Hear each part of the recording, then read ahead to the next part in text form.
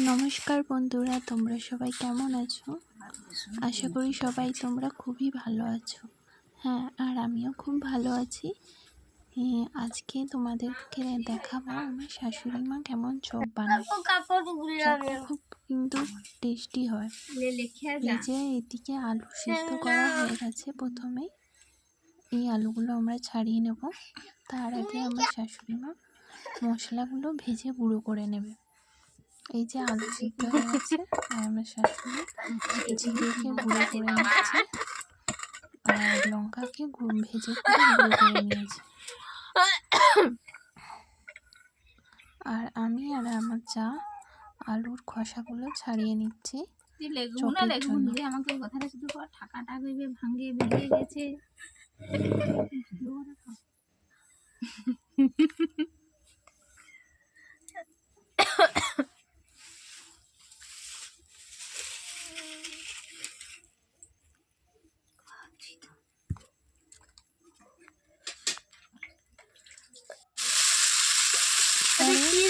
চপের মশলার জন্য কড়াই তেল দিয়ে পেঁয়াজ আর আদা রসুন দিয়ে ভেজে নিতে হবে। সেটাকে আমার শাশুড়ি ভেজে নিচ্ছে।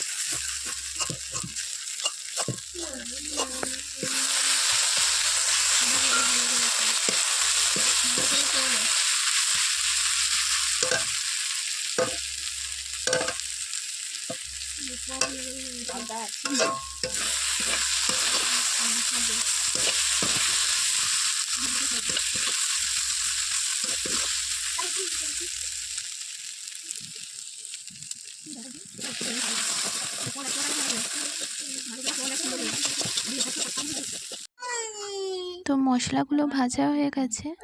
এটাকে এই যে আলুটা ঠাসা হয়েছিল তার মধ্যে নিয়ে নিচ্ছে। এটাকে এবার ভালোভাবে মাখা হবে। তুমি তো আগে আগে তো কড়াই মনে আলু দিয়ে দিতে। এদিকটাই কি কি দিচ্ছ বললাম? পেঁয়াজ আদা রসুন তারপরে লবণ, এই ভাজা লঙ্কা গুঁড়া, লবণ, জিরা গুঁড়া দিয়ে মাখিয়েছি। আলুর তুলনায় পেঁয়াজ তো দেখছো, পেঁয়াজ ই করতে না তোমাকে তো আমি দেখাচ্ছিলাম যে দেখো। আর এই দেবো, তুমি কিছু বলো। মান দেখো, মান 9 দেখো, 9 এই যে ওটা 19 20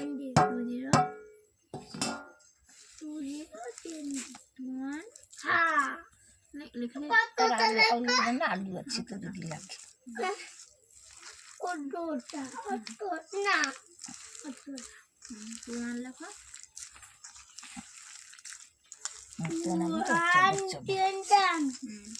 চবর চবর করলেই তো সেই যে করার সময় হবে।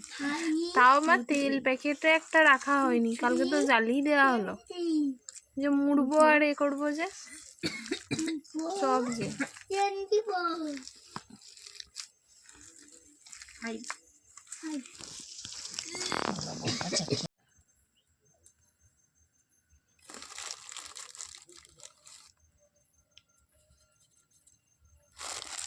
দাদার জড়িত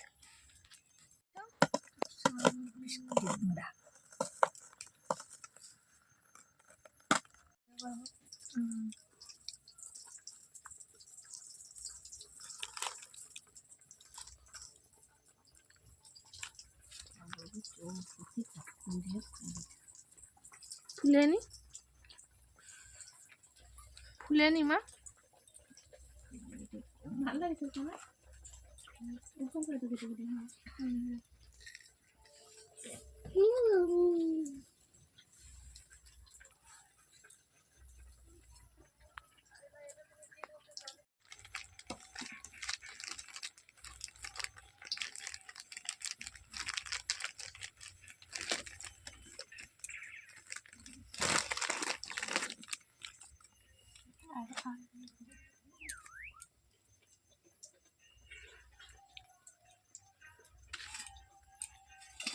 গরম গরম খাইলে মজা আছে।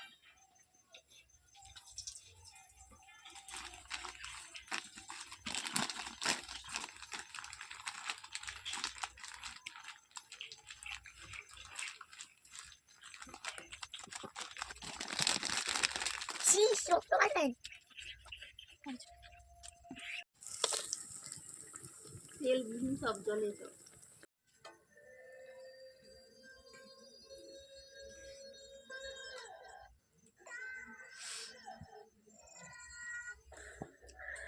18টা হবে।